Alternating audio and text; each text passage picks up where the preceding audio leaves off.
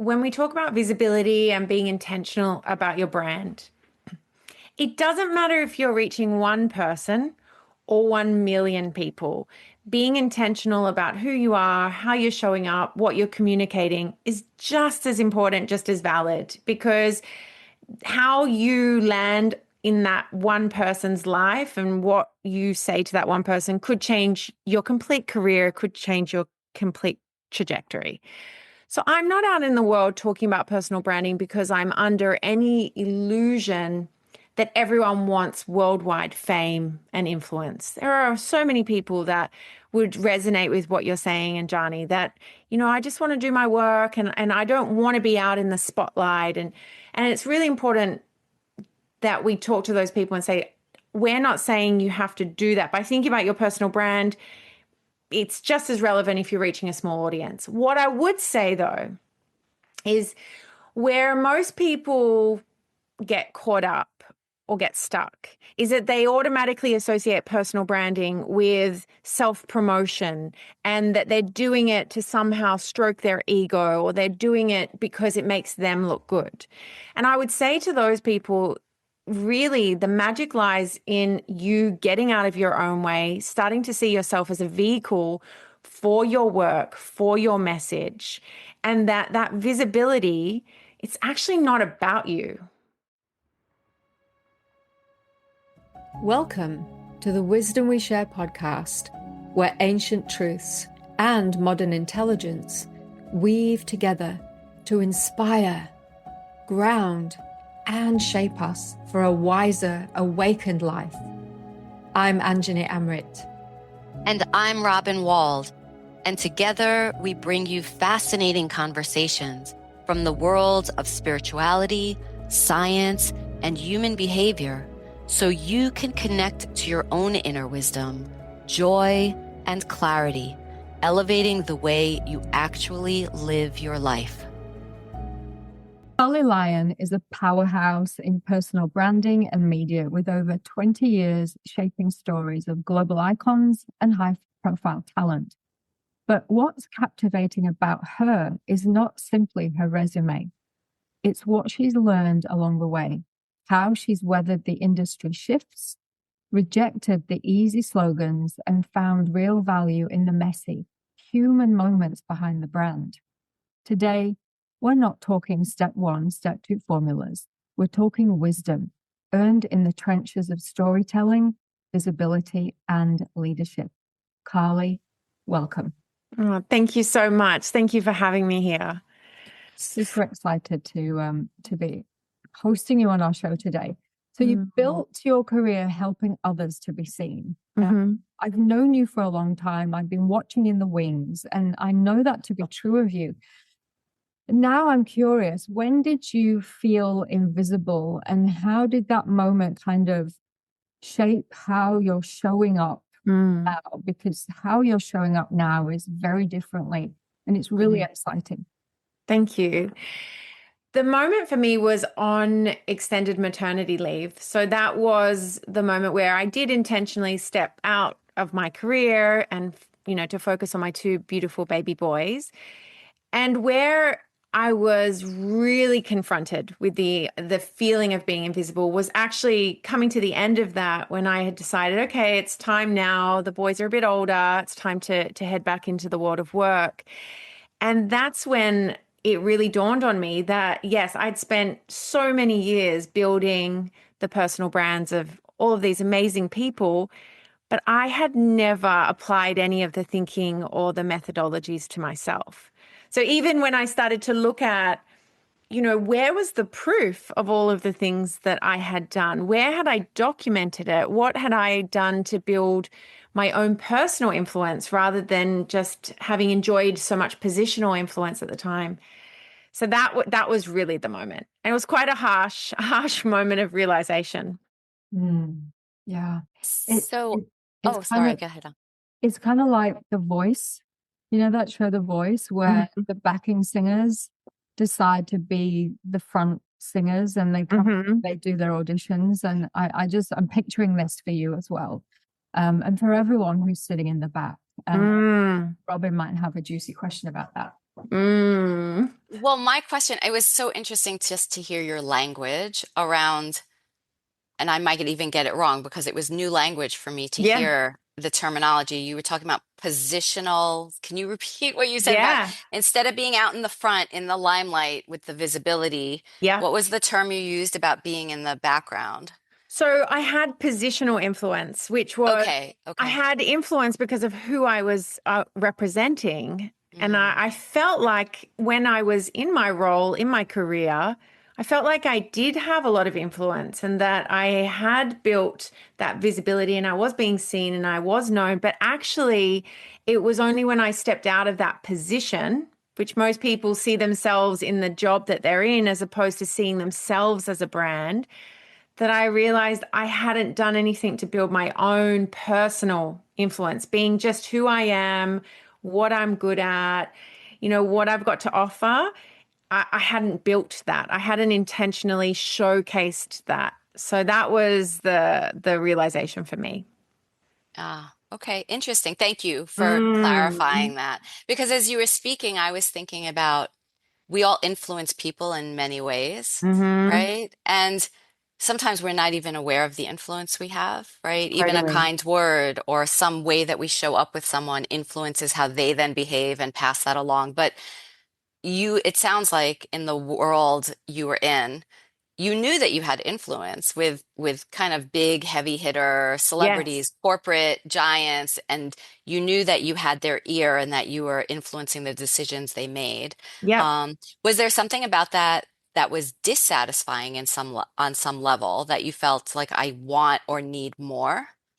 No, never dissatisfying. I loved the work that I was doing. I saw it as such an incredible privilege to be that gatekeeper for my clients. And I was so incredibly protective. Their brand felt like it was my brand. And I was really intentional for them about what they were doing and how they were showing up. I think really upon reflection, it was recognizing that yes, their brands were important and it was my role to do what I was doing. But there was something maybe disappointing or upsetting about the fact that I didn't think my brand was worth thinking about or working on or intentionally making an effort to showcase what I was doing. And I think that's really, Robin, where a lot of people find themselves is that they don't believe that they've passed some sort of invisible threshold where their personal brand matters. So they look at people out in the spotlight and out doing amazing things in the world, and they think, well, it makes sense that they're working on their brand and they're communicating, who they are and what they do. But that's not me. I don't need to worry about any of that because I'm just little old me, and it doesn't matter.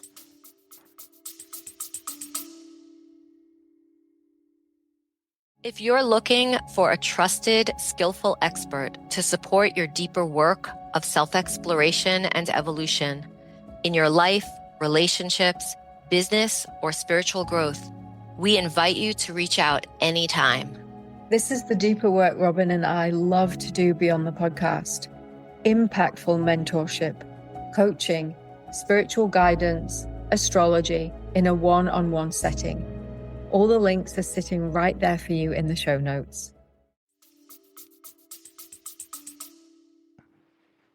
I want to jump into this because there is a push and pull, I think, with business owners, with Mm. leaders, with women, with people in the communities around.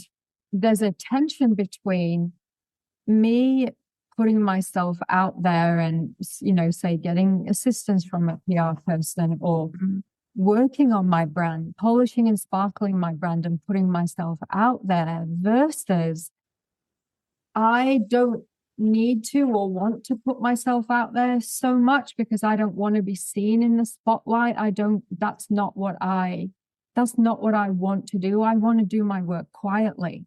Mm-hmm. Well, there's a real tension there. And Mm-hmm. I sit with it. And I've been sitting with that for the last few months, honestly, if I'm being honest. Mm. It's like there's a part of me wants to be seen and, the big stages. And then there's a much more private part of me that's saying, I just want to do my work. I don't want to have to do all that stuff. I don't want to have to Yeah. put myself out there, because then I have to become something that I'm not. So what's your opinion on that? So the first thing I would say to that is when we talk about visibility and being intentional about your brand, it doesn't matter if you're reaching one person or 1 million people. Being intentional about who you are, how you're showing up, what you're communicating is just as important, just as valid, because how you land in that one person's life and what you say to that one person could change your complete career, could change your complete trajectory. So I'm not out in the world talking about personal branding because I'm under any illusion that everyone wants worldwide fame and influence. There are so many people that would resonate with what you're saying, and Johnny, that, I just want to do my work and I don't want to be out in the spotlight. And it's really important that we talk to those people and say, we're not saying you have to do that. By thinking about your personal brand, it's just as relevant if you're reaching a small audience. What I would say, though, is where most people get caught up or get stuck is that they automatically associate personal branding with self-promotion, and that they're doing it to somehow stroke their ego, or they're doing it because it makes them look good. And I would say to those people, really, the magic lies in you getting out of your own way, starting to see yourself as a vehicle for your work, for your message, and that visibility, it's actually not about you. It's not about you. And I would imagine a lot of your listeners, they're avid readers, or they love information, they love wisdom, which just implies that they love seeking. They're seekers in the world. So I would imagine that they love to read and or listen. If you look at the authors that you follow, that you engage with, that you love, that have touched your life, imagine if they had have said, oh, you know what? I don't want to be seen. I just want to be out here. I don't want I don't want to have to do all of that. Well, the downside of that is people won't be touched. They won't be moved. They won't be influenced in the ways that you can influence them. That resonates so strongly. I love how you just said that, because Anjani and I have a similar feeling about, we just want to do work that has integrity, that's of service in the world, that expands consciousness and wisdom for people to connect with. And it's not about self-promotion. So Yep. to hear you say that, really branding is exactly that. It's not the self-promotion egoic piece. It is about just getting your message out so people can receive it. I'm wondering if you could tell us about how courage fits into that, because I know the title of your book Yeah. is about courage. So where does courage come into putting yourself out there for a wider audience to receive your message? Yeah. So I am, and I talk about this in the book. It's one of the fundamentals of what the book is all about, or really the essence of what I represent out in the world. And I really genuinely believe that we are not humans having a spiritual, I'm sure you've heard this, not humans having a spiritual experience. We're spiritual beings having a human experience. And we've come into this world with this identity, with this body, with this image, with this likeness. And we have a mission, we have a purpose, we have a calling. And it feels very personal to us because we're the soul in this vehicle. But ultimately, it's about how do we use this vehicle, this beautiful vehicle, this unique package of all that you are, to have that purpose, to have that impact, to reach the people that you're meant to. And again, it doesn't have to be 1 million people. It could be a beautiful little corner of the world where you're in the world to light up just that small handful of people. Where the courage factor comes in is really where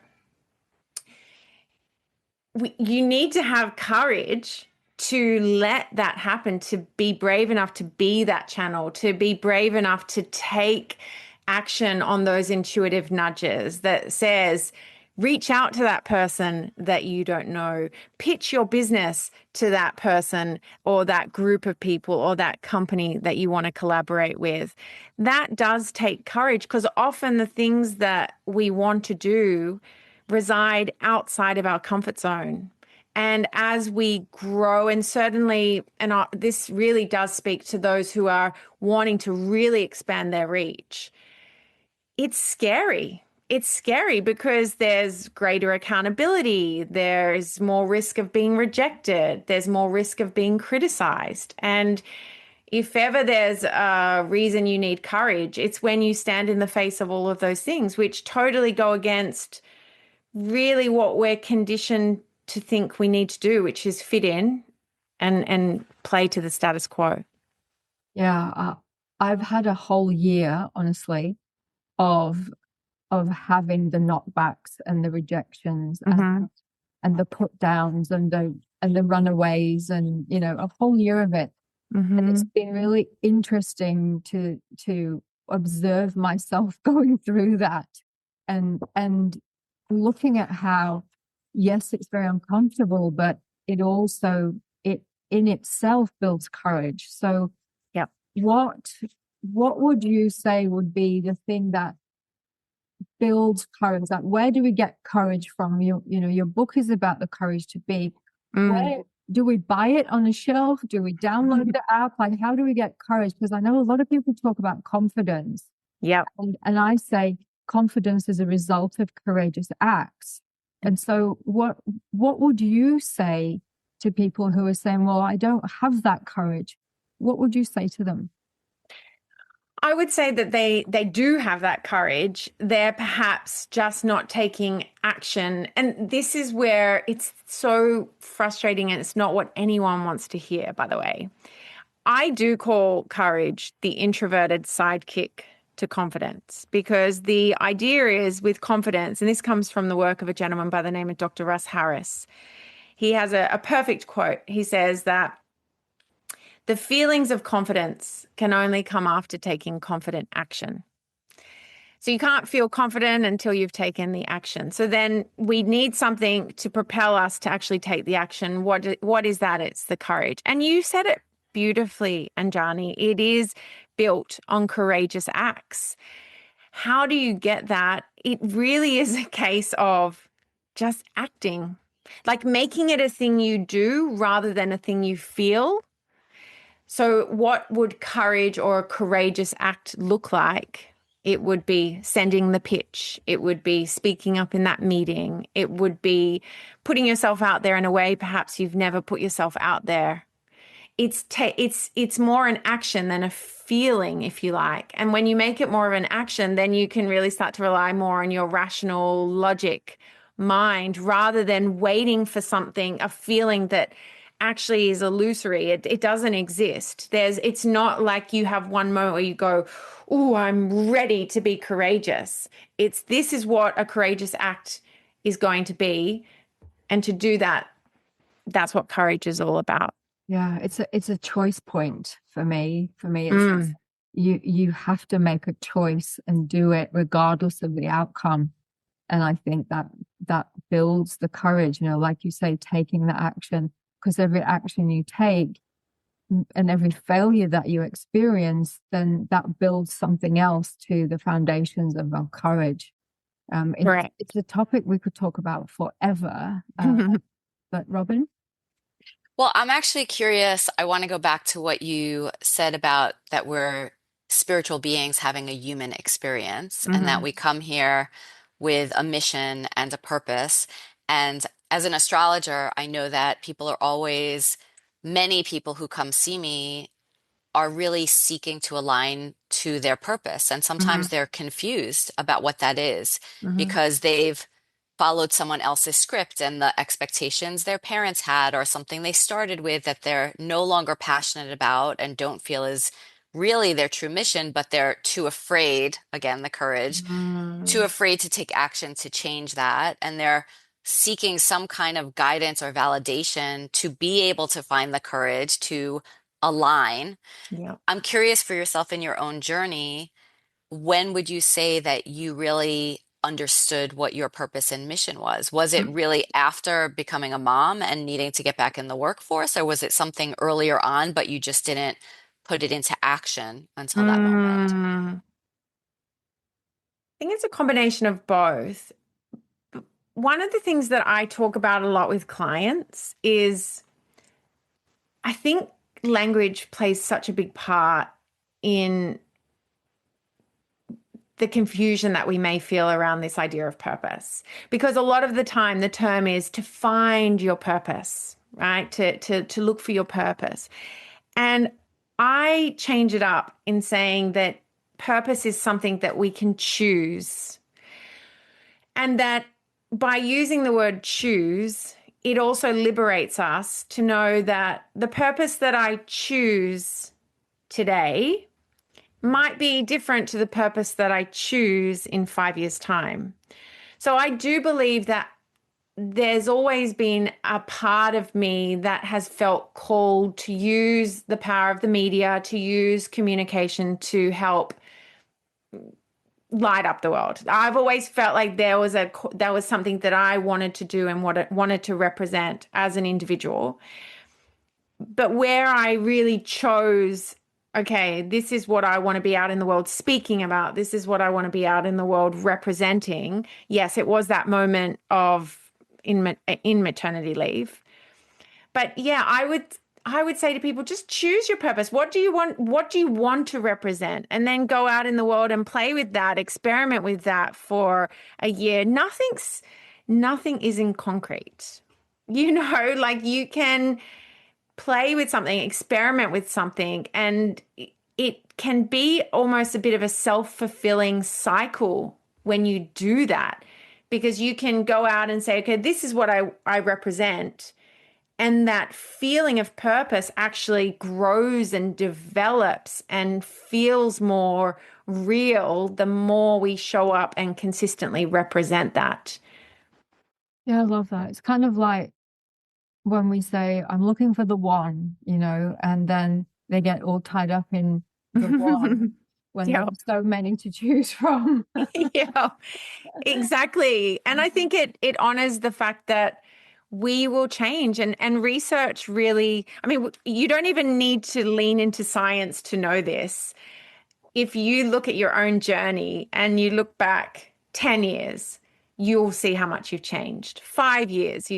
And what research does show is that when we look forward, we underestimate how much we're going to change even more. We often get to points in our life where we think, this is who I am, these are my values, this is what I believe in forevermore, and, this is it. And there's a gentleman by the name of Dr. Daniel Gilbert, who's a psychologist at Harvard, and he has a term called the end of history illusion, which is, he basically says, no, you'll always be a work in progress right till the day you die. So embrace that. Yeah. I actually love this so much because it really speaks to us as dynamic, evolving consciousness, that we're always growing, learning, expanding, correcting, adjusting. And the idea that at any moment along the path, we're now choosing from this moment and from past experience what comes next that we put our energy into. I met a man yesterday. I teach I teach teenagers. It's one of the things I do. And I lead an intergenerational program where teens and elder adults in their 70s, 80s, 90s come together and talk about things and have conversations. And there was an 86-year-old man at the program yesterday, and he said that in the last 4 years, he started writing novels. And I was like, Wow. wow. So that wasn't his purpose when he was younger. He had a completely different career and a Yeah. family and different education. And then at some point in his older age, his new purpose was, I want to write novels, and he's published. So I love that. it's never too late. We're always shifting, changing, becoming. Absolutely. And that gave me goosebumps, by the way. And I really want to make this clear because it's so important, because whenever I start talking about personal branding, people start to think that you create a personal brand, that's it, it's permanent, you grow it, you develop it, that's what your personal brand is. And that will never be how it goes. We're ever evolving, we're ever changing, we're multifaceted, we're completely dynamic. What matters, it's more of a mindset more than anything else. Your personal brand today is your personal brand today, and it will change in the future. But what matters is you let the right people see it. It's about being visible to the audiences that matter, wherever you happen to be at whatever given time.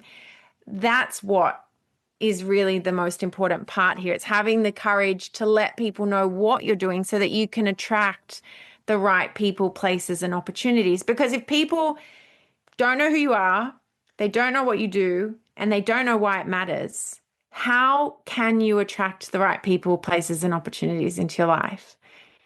It's Yeah, it's unlikely. yes, it makes it very hard, doesn't it?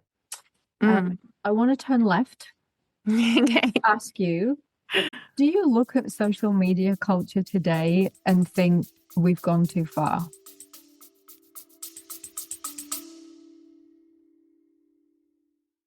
If there's some topic you're curious about or an issue that maybe you're struggling with and seeking some insight and guidance around, we would love to hear from you. You can reach out to us either through our social links or on our web pages and pop us your questions so we can discuss them and offer some wisdom on an upcoming episode of the podcast. No, I don't. I look at social media culture and I see that you make it what it is.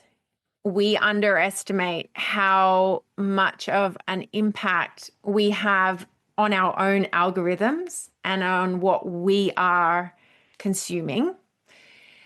Do I agree with everything that's out in the world and what some people are putting out there? And am I sad or scared about how powerful propaganda can be through social media and radicalism through social media? All of that, yes.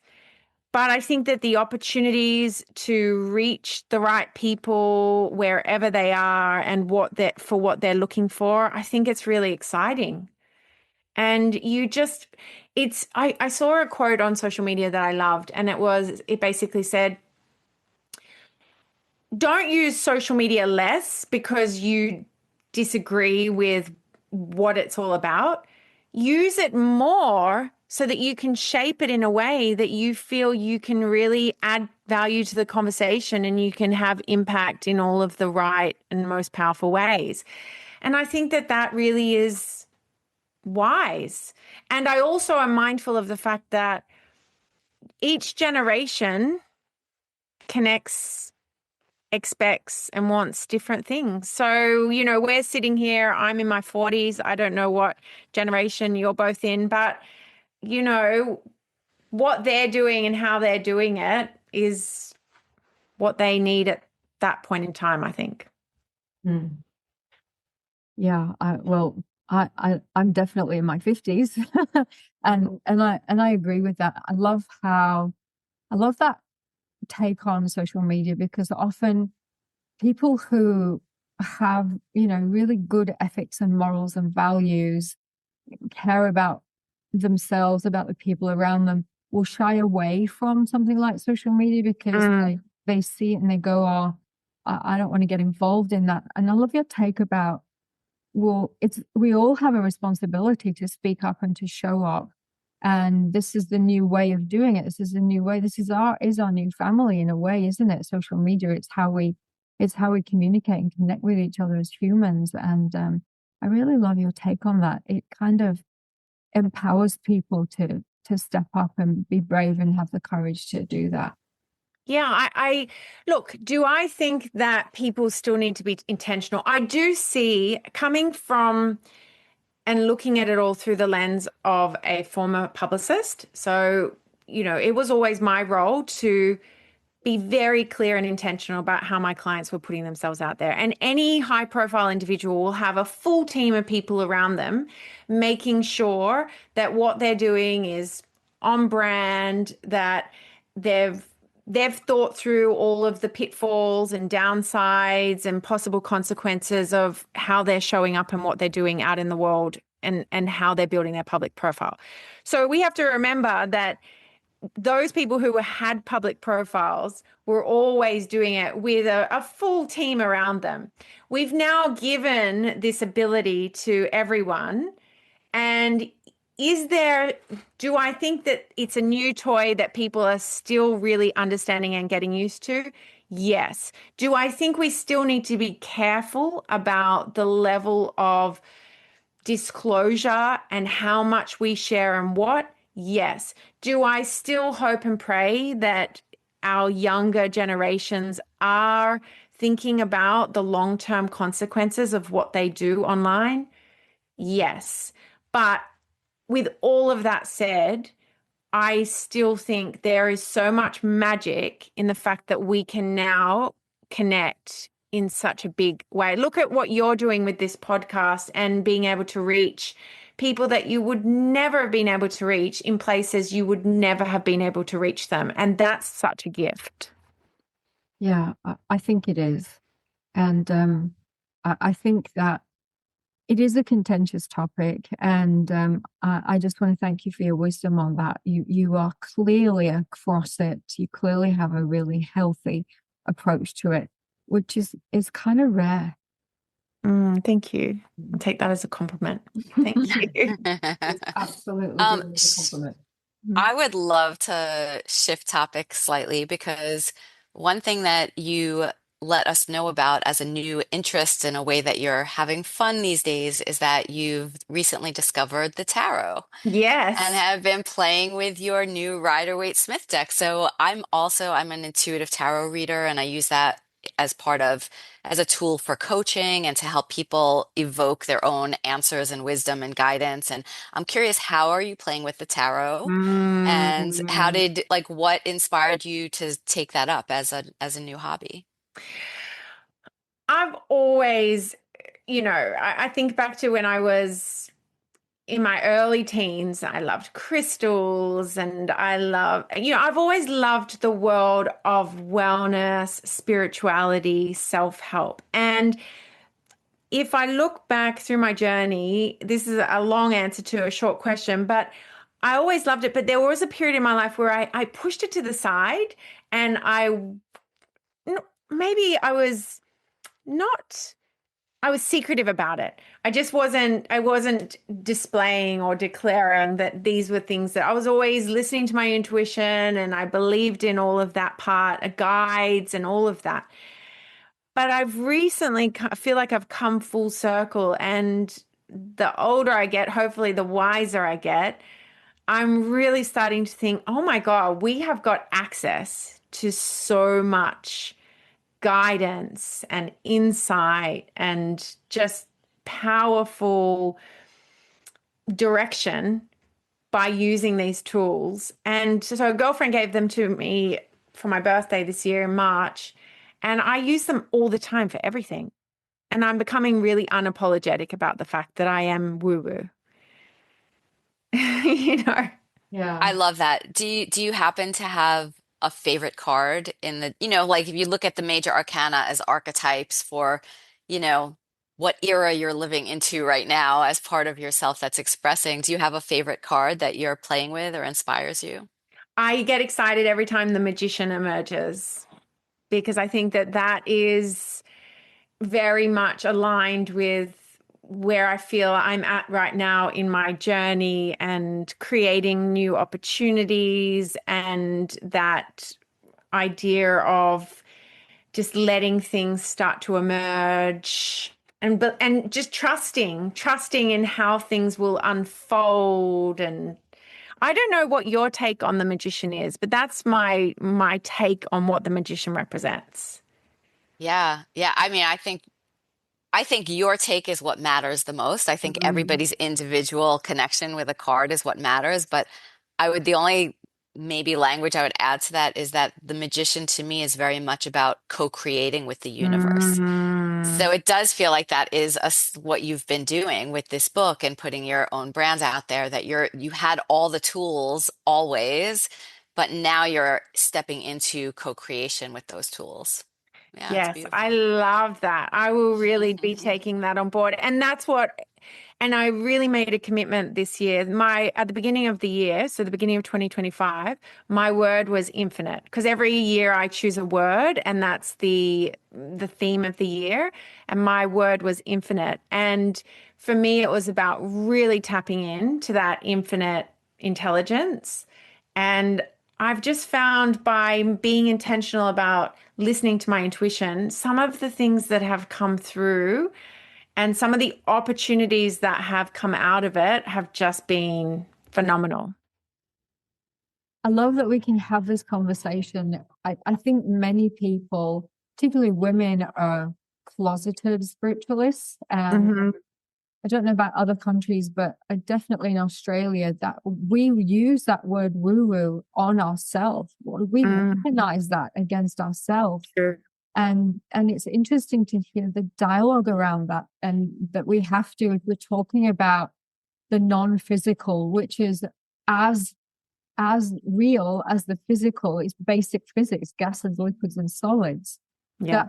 that we have to label it, woo woo. And I think the more conversations we can have about this, and the more we can all come out of the spiritual closets Yeah. and be open and honest with our intuition and our higher consciousness and awareness, and all of those things, then it helps normalize it for everyone else who's in the closet who fear, and it helps others have the courage to step out and share this wisdom with others. What do you think?